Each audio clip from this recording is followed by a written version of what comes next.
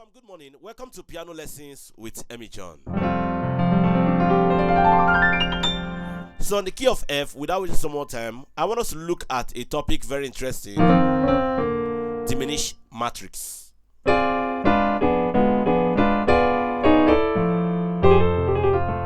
Now, I was live yesterday on YouTube where I took my time to explain to my followers what a diminished matrix is. So for those who might not get the full video now, you can reflect back to the live session I did, which is called Piano Live with Emmy John, or rather Piano Time with Emmy John.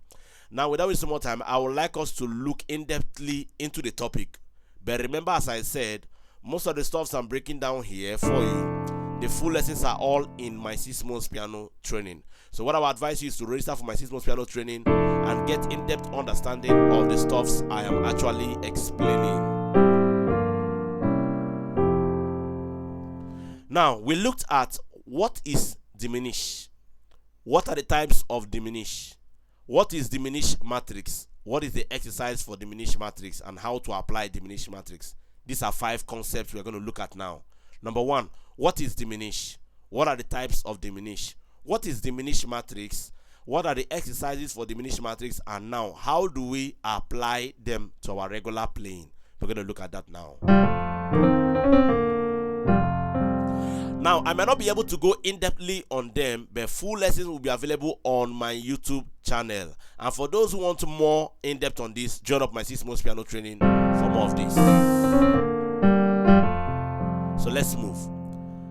Diminished chord is any chord that is stuck in minor third. Remember last week we looked at triads as being stuck in thirds. So any chord that is being stuck in thirds become a chord. When notes are being stuck in thirds, they become a chord. Now that chord can be any type of chord. Now we are looking at diminished chord. So diminished chords are chords that are stuck now in minor thirds. Again, diminished chords are chords that are stacked in minor thirds. Let me use the key of F as a case study for today. On the key of F, F is our 1, G is our 2, A is our 3, A sharp is our 4, C is our 5, D is our 6, E is our 7, and back to F as our 1. Now, to proceed further, I'm going to make this video not too long, but in-depth and deep. Please follow me step by step. Now, diminished chord is being stuck in third. We said a chord or a triad that is being stuck in minor thirds, right? Now, this is F. If F is our root, the minor third from F will be G sharp or A flat rather. G sharp or A flat. That's the minor third from F. A minor third from A sharp will be B. Minor third from A flat rather, or G sharp will be B. So therefore, for diminished triad, we have minor thirds such as F, G sharp, and B.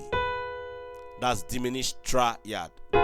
Most time, our diminished triad is always found to be as the 7th note. The 7th chord in the diatonic chord order is always a diminished. Let me break it down.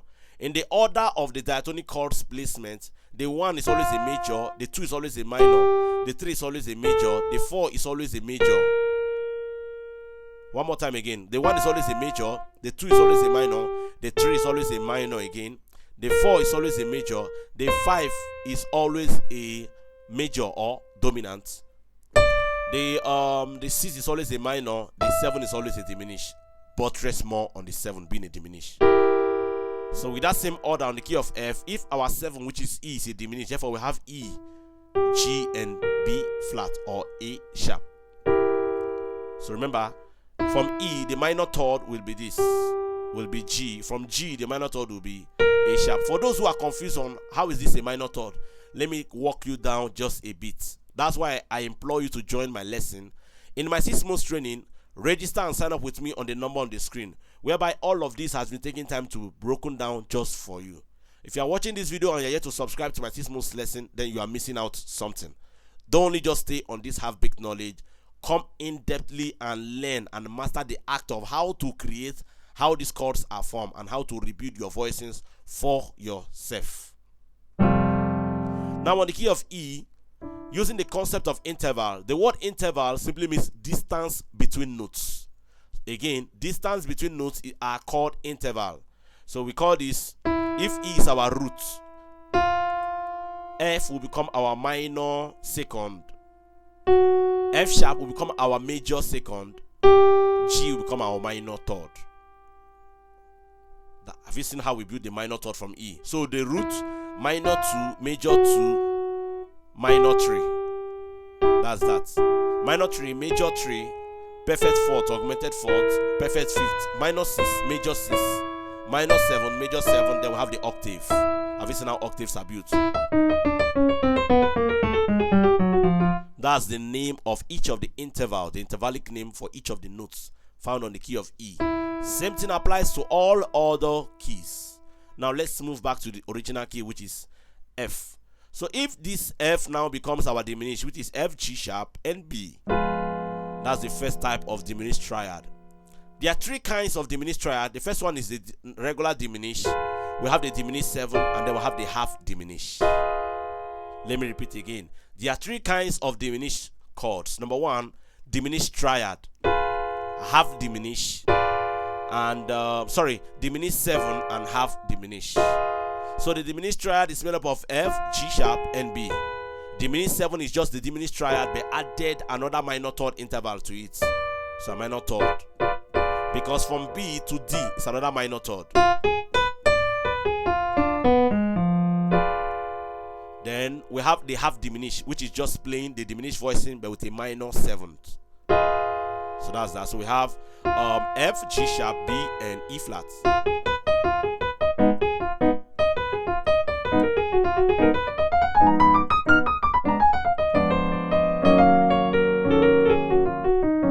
One more time, they have diminished. See the left hand. Now it's rather used as a minor 2-5-1 for the key of E flat. So minor 2-5-1 for E flat. Minor 2-5-1. Minor 2.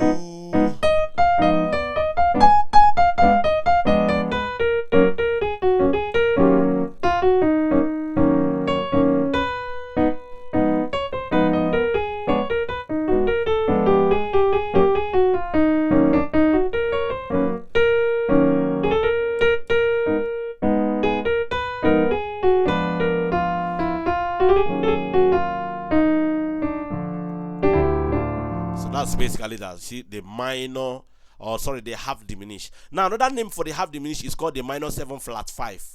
Minor 7 flat 5. Don't forget that. I'll come back to that later. Another name for the half diminished is minor 7 flat 5. So remember this. Follow this video step by step, and you understand what I'm doing.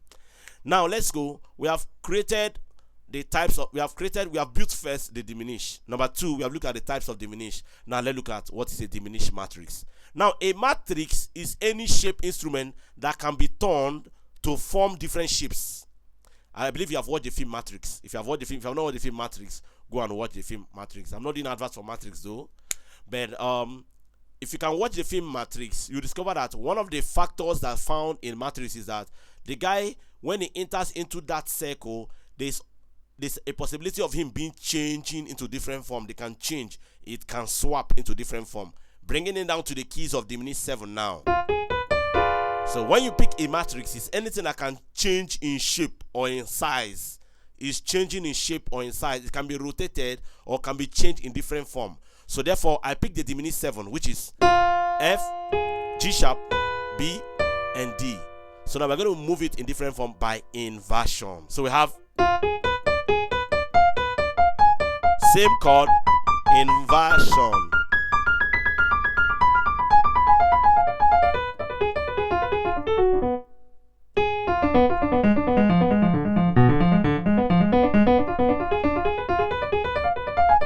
So this is called a diminished matrix. So now let's work on it now. So one of the ways to work on this is pick the diminished 7 on your left hand, pick the diminished 7 on your right hand, same chord voicings, and then begin to invert them.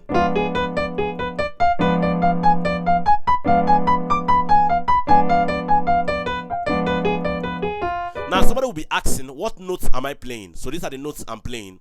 F, G sharp, B, D. When it's being inverted, in the rule of inversion, what happens? Only the root, which is F, goes up. So we take F to the next F upward. So therefore we're going to have G sharp, B, D, and F again. If we invert it again, we're going to have G sharp going up. So we have B, D, F, G sharp. If we invert it again, we're going to have B going up. So we have D, F, G sharp, and then we have B.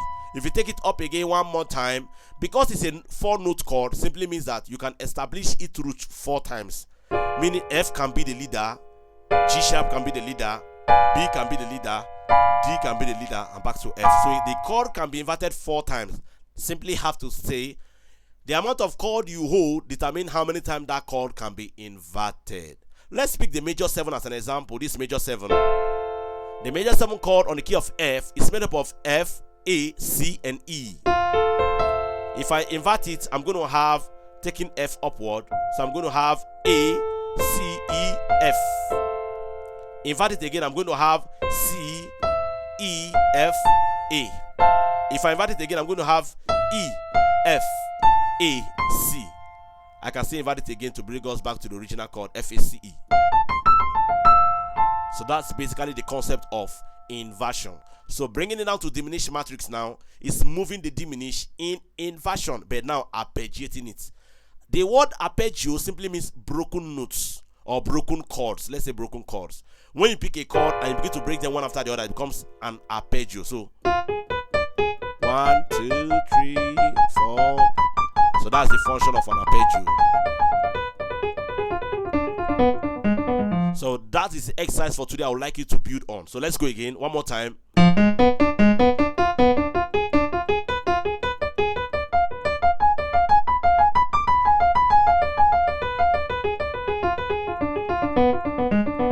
So that's where I'm going to stop for today, to gain the full knowledge and full exercise of how to apply these diminishing songs.